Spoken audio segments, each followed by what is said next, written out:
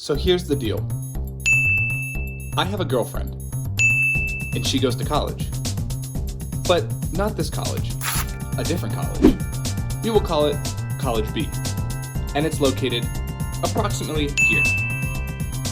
College B is about an hour from my house, and I am currently on fall break. She, the girlfriend, is not. So I am going fishing. But I'm also meeting my girlfriend for a lunch date. To make it happen, I will go fishing near College B. I will fish for 3 hours and then meet my girlfriend for lunch. But first, coffee. Yes, please. Missing someone. Missing someone. Missing someone. Yes, please. Yes. All right. Here's the deal. I'm sorry for everyone this is going to offend, and I know the videos may be a little dark at the moment, but the world may run on Dunkin', but my heart runs on Starbucks. Plain and simple. And one last thing. So basically what's going to happen now is I'm going to drive for a little while, try to get to where we need to be, and then once this gets a little more light out, easy to see, we get to the spot, I'll explain to you a little bit more of what's actually happening. But this coffee is freaking killer. And you deserve. And you did it right from the start.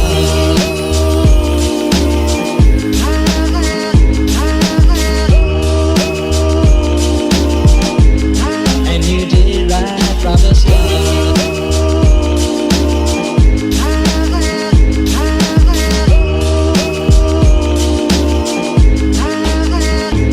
Missing someone.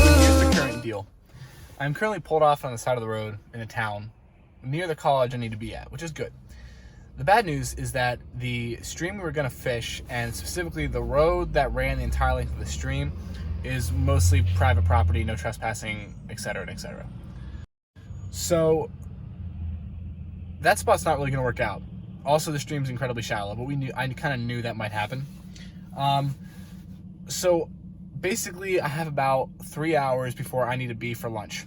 And I have that time, essentially I got to find a fishing spot, get the rod set up, and I got to catch a fish. That's going to be difficult. But that's all right, because technically speaking, if this wasn't a difficult process, there'd be no need for this video. Us bank fishermen don't always have it easy. But now I got to figure out where I'm going to go. And I think the best bet for that is going to be looking it up. 12 seconds later.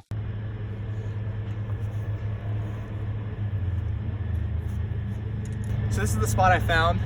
This is just basically a Google Maps search for good fishing spots near the the town that I'm in. It looks pretty cool. That bridge behind me is pretty sweet. This fog kind of came out of nowhere. It was kind of chasing me the entire time up here. But there's this is like some sort of park. It's on a point, and we got a bridge that way and a bridge behind me. I'm gonna kind of fish between the two bridges for a while. I can't really see the water yet, so I'm not quite sure what we're looking at, but I think it could be pretty good. The spot looks like it could be somewhat promising. Also, picked up some new toys. So for those of you that don't know, I'm recording on a phone, and the phone camera's not like great as far as like the amount of things you can see. So I bought this wide angle lens by Insignia, I believe it is, and let's see how it works.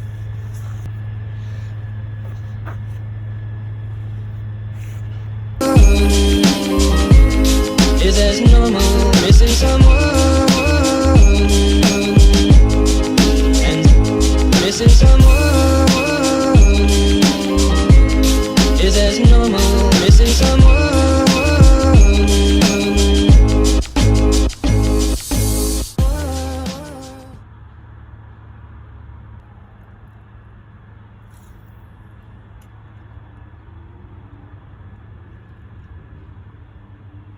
Oh, there we go. Fish on, baby.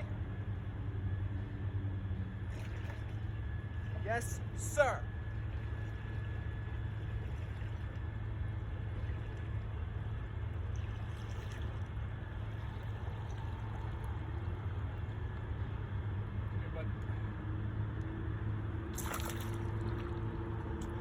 Oh!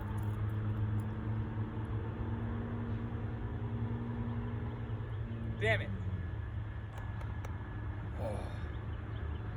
Oh my God. Okay, to be fair, that one was kind of on me that he popped off there. That was on me, that was my fault. Nice little smallmouth. That was like the 4th cast on this, this is a little Bass Pro, just like a little jerkbait. And I've caught a lot of smallmouth on it before. It's actually in smallmouth pattern. A little cheap jerkbait by Bass Pro. Hell yeah. Hell yes. That's a good sign.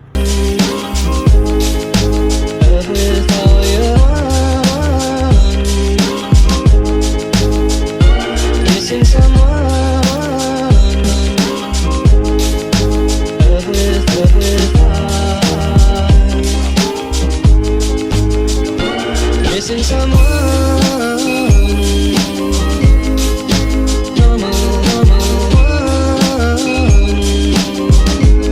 I am sad and so lonely.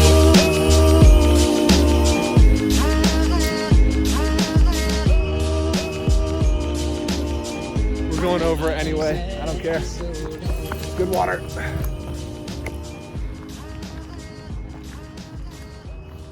You know, I don't really know what possessed me to wear white shoes today. I didn't think it was gonna be this muddy. But this spot looks good. Let's just hope it produces.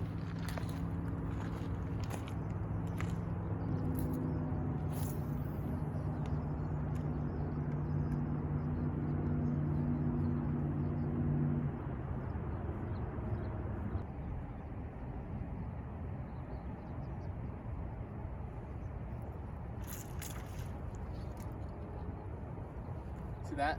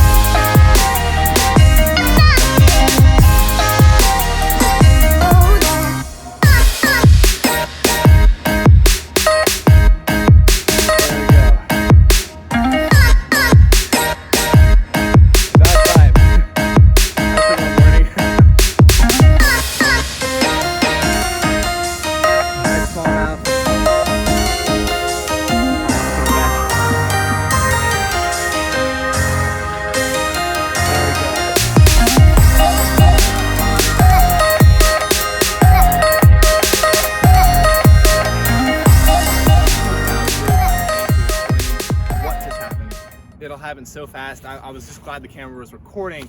I wasn't gonna even bother trying to explain it in the moment. I was just trying to capitalize on that situation and that moment. So what happened was we came here to this point. We've been fishing all morning. We had that one fish at the beginning, as you saw, and since then it's been slow. It's been about 2 hours since that fish, and I've been getting a little discouraged. I'm like, damn it, we drove all this way, hoping to show that you can kind of come find a body of water and catch a fish, and we're not catching anything. It was really getting disappointing. Come to this point.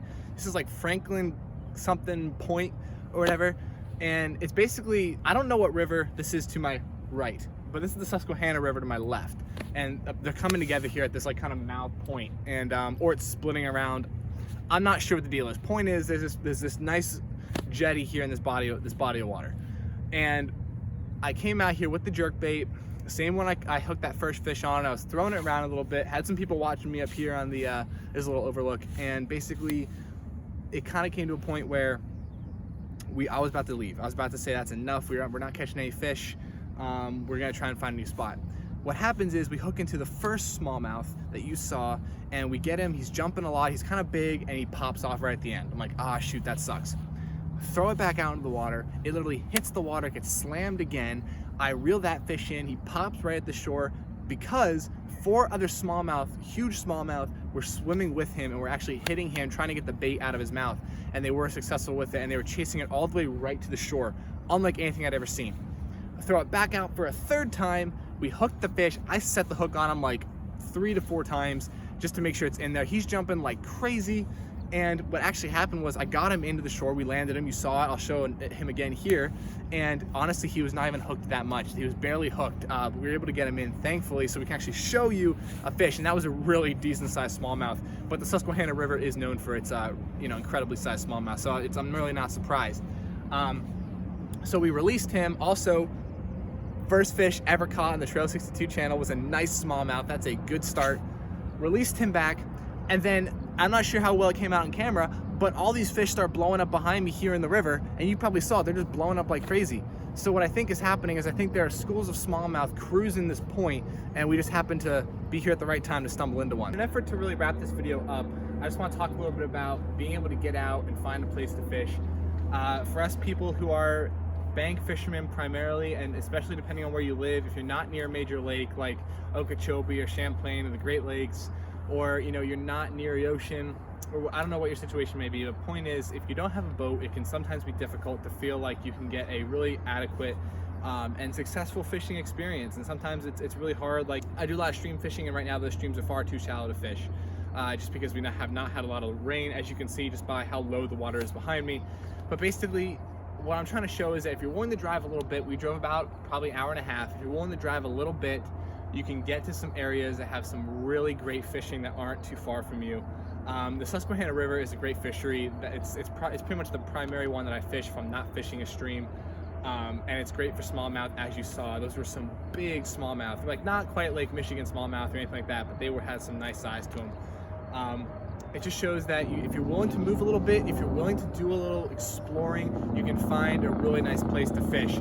Also, if you're willing to be a little bit discouraged. I came here, and for those first 2 hours, it was very much like, man, what are we doing? This is not working whatsoever. But once it works, it makes the entire day, the travel, the journey, the hours put in, it makes it so much worth it once you are successful. I know that fishing isn't just about like catching and stuff like that, but let's be honest, it makes it a lot better when it actually does happen. But when you're actually able to find a place either via Google Maps or Fishity or any of the apps that show us great fishing places, when you're able to find a place yourself, come out here, execute a plan, and actually make it happen, it just makes it so much more incredible and so much more worthwhile and really satisfying as a fisherman to know that you pick the bait, you pick the spot, you pick the time, and you made it all come together quite nicely. I'm gonna record this in selfie mode just because it's a little bit easier. I just had a wonderful conversation with a older gentleman about a great place to come up here to catch some walleye. Apparently behind us off the point, there's an old dam a couple of miles down the road that's really good for walleye this time of year. Had no idea, but it just shows that you talk to people, be nice to people. He asked me if I caught anything. I went over, started talking to him, and he gave me that great tip. So we're definitely gonna come back up here and try that. Also, he was part of the Airborne. Thank you for your service. Thank everybody. Thank all of you for your service. If you are a veteran, appreciate it. Thank you.